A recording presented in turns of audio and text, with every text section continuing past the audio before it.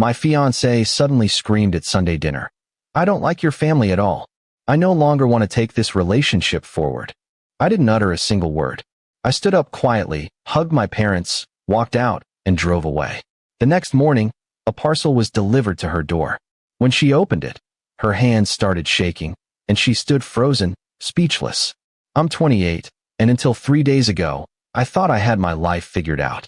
I work in finance, nothing glamorous, mostly spreadsheets and conference calls. I'm the kind of person who plans things down to the minute. My life had a 5-year plan. Get engaged at 27, married at 28, kids by 30. Everything was tracking perfectly until it wasn't. She was beautiful, ambitious, and knew exactly what to say to make me feel like I was the luckiest guy alive. We met at a networking event 2 years ago. She was standing alone, analyzing the room like she was calculating probabilities in her head. I walked over. We talked for 3 hours straight. By the end of the night, I was convinced she was the one. That should have been my first warning. I've never been one to fall that fast. Everything moved quickly after that. 6 months of dating. Another 6 months of I love you. Then came the proposal last year at a rooftop restaurant. She cried. My parents cried. We set a wedding date for next June. Invitations went out in March. Deposits were paid. Her Pinterest boards had 847 pins. But something had started shifting about 4 months ago. Nothing obvious. Just small things. She'd be on her phone more. She'd leave the room to take calls. She'd say it was work stress, and I believed her because I wanted to. I'm not stupid. I just didn't want to see what was in front of me. My parents never fully trusted her, though. My mom mentioned it once over coffee. She seems a little cold sometimes, she said. I dismissed it. Parents always worry.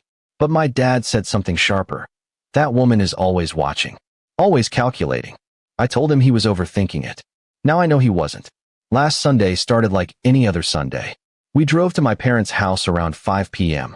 She wore a navy dress that made her look perfect, the kind of perfect that feels rehearsed. We sat down to dinner around 6:30. My mom had made pasta. My dad was telling a story about something that happened at work. It was normal, warm, the kind of evening I wanted my life to be full of. Then my mom asked her something innocent. Have you thought about where you want a honeymoon? Just a simple question. She looked up from her plate, and something flickered across her face, like a mask slipping for just a second. Actually, I need to say something. My stomach dropped. I knew that tone. I don't like your family at all, she said, her voice steady and sharp. You're all so mediocre. Your mother's cooking is average. Your father's jokes aren't funny. And this engagement. She laughed, actually laughed. I no longer want to take this relationship forward. The dining room went silent. My mom's fork clattered against her plate. My dad stood up slowly. I didn't yell. I didn't scream. I just felt something inside me shift into a gear I didn't know I had. I stood up, walked over to my mom, and hugged her. I could feel her trembling against me.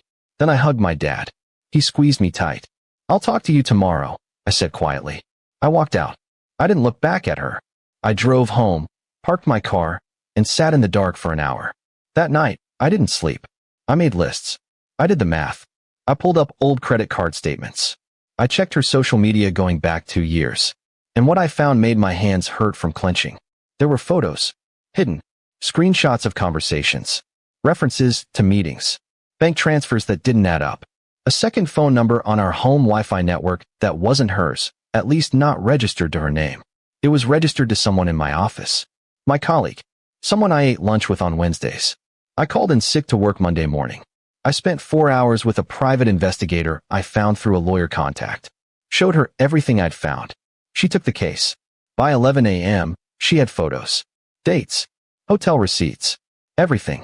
They'd been together for 8 months. Since October. They'd made a plan, she told the investigator's AI. They were going to drain my savings after the wedding. Forge my signature on documents. The engagement was a setup. The whole thing was a con. At 1 p.m., I was sitting at my desk, staring at a blank screen. My colleague walked past and didn't even look at me. He had no idea what was coming. I got to work on it right then. I called my bank. I froze our joint accounts. I canceled the credit cards in her name. I transferred everything to my personal accounts. I called the wedding venue and paid the cancellation fee. I called my lawyer. I already had one on retainer, thank God, and started paperwork for everything. Then I went to a specialty store and had something made. It took the investigator's photos, the hotel receipts, The bank statements, the screenshots, the timeline, everything. And I had it printed and bound into a beautiful glossy package. Professional. Damning. Undeniable. I addressed it to her apartment. I paid for overnight delivery. Update 1: She called me at 7 a.m. Tuesday morning. What the hell did you send me? Her voice was shaking. She was trying to sound angry, but I could hear the fear underneath. Did you open it? Of course I opened it. What is this? Are you threatening me? I'm not threatening you, I said. I'm showing you something. I'm showing you that I know. About October. About the Riverside Hotel on the 14th. About the transfer to his account on the 23rd. I'm showing you that I'm not stupid, and I'm showing you that you fucked with the wrong person. Silence. My lawyer is filing for breach of contract tomorrow morning, I continued. She'll also be filing charges of fraud and conspiracy. You can expect to hear from the district attorney's office by Friday. You have about 4 days to decide whether you want to cooperate and maybe get a lighter sentence, or whether you want to let this play out in court.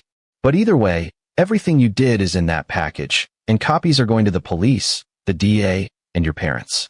Oh, and I'm sending one to his wife too, so she knows what kind of man she's married to. I heard her breath catch. He's not married, she said. Exactly. He's not. But he is employed by the same company as me, and I'm also filing a formal complaint with HR. They'll be terminating him by Wednesday. His career in finance is over. Yours too, by the way. Nobody touches hired someone with a fraud conviction. She hung up. I didn't hear from her again until Wednesday evening. She called from a different number. I want to make a deal. I'm not interested in deals. You don't understand. He did this. He manipulated me. He said he was going to leave his girlfriend for me. He said, I don't care, I said. My lawyer doesn't care. The police will decide whether you're a victim or a perpetrator. You decided what you were when you opened that hotel door with him. She started crying. I stayed on the line, but didn't say anything. After about 30 seconds of listening to her fall apart, I hung up. Update 2: My lawyer sent cease and desist letters to both of them. She didn't respond. He lawyered up immediately, which meant he knew exactly how fucked he was. His lawyer reached out to mine about a settlement, but I wasn't interested in money. I just wanted everything dismantled. The police called me on Thursday. They were treating it seriously. Fraud is fraud, apparently. Even when you're engaged to the person committing it, there would be an investigation. There might be charges. I cooperated completely. By Friday, the company had fired him. I heard through the grapevine that he tried to say it was discrimination, but HR has the emails. They have everything. His career is genuinely over. She texted me on Saturday from a number I didn't recognize. I'm sorry. I didn't respond. I blocked every number she tried to contact me with. I watched the stories unfold through mutual friends. She'd moved back with her parents. They were ashamed of her. Her father wouldn't speak to her. She'd tried to get a job at 3 different firms and been rejected from all 3. Word travels fast in finance. Update 3 weeks went by. I was in a fog, honestly. Not depression exactly. More like being suspended in the space between who I'd been and who I'd become. Someone who could be hurt like that and survive it. Someone who could respond with that kind of precision. My parents called me every single day that first week. My mom was devastated for me, but she was also relieved that she'd been right about something being off. My dad was angrier than I'd ever seen him. That woman was a parasite, he said. I let him be angry for both of us. I went to therapy. I'm still going. I joined a gym. I reorganized my entire apartment. I did all the things you're supposed to do. But what I was really doing was rebuilding the person inside me that I thought I knew and finding out he was made of harder material than I'd realized. The DA pressed charges in late April. She took a plea deal. Fraud, conspiracy to commit fraud. She got 8 months in a minimum security facility and 5 years of probation. He fought it for longer, but eventually, he took a plea too. Same charges. 18 months because he was the architect of the whole thing. I didn't go to the trial. I didn't have to. My documentation was so complete that they didn't really need my testimony. Everything I'd gathered was admissible. Everything was clear. The wedding deposits were refunded. I'd paid enough cancellation fees that I walked away only about $3,000 in the red, which felt like a bargain for dodging a bullet that big. My colleague's wife called me 3 months after everything fell apart. She'd found out about the girlfriend and had gotten tested for STIs. She was leaving him. She was grateful that I'd sent the information when I did. That one conversation messed with me. I didn't ask to be anyone's hero. I was just protecting myself. Update 4: It's been 6 months now. I'm writing this on a Saturday afternoon in November. The engagement ring is sitting in a safe deposit box. I'm not ready to sell it yet, but I also can't look at it. I've gone on a few dates. Nothing serious. I'm more careful now, obviously. I pay attention to things I missed before. Inconsistencies.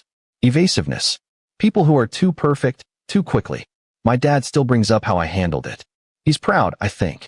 Or maybe just validated that his instincts were right. My mom set me up with her co-worker's daughter, which I went along with to be nice. Nothing came of it, but it felt normal.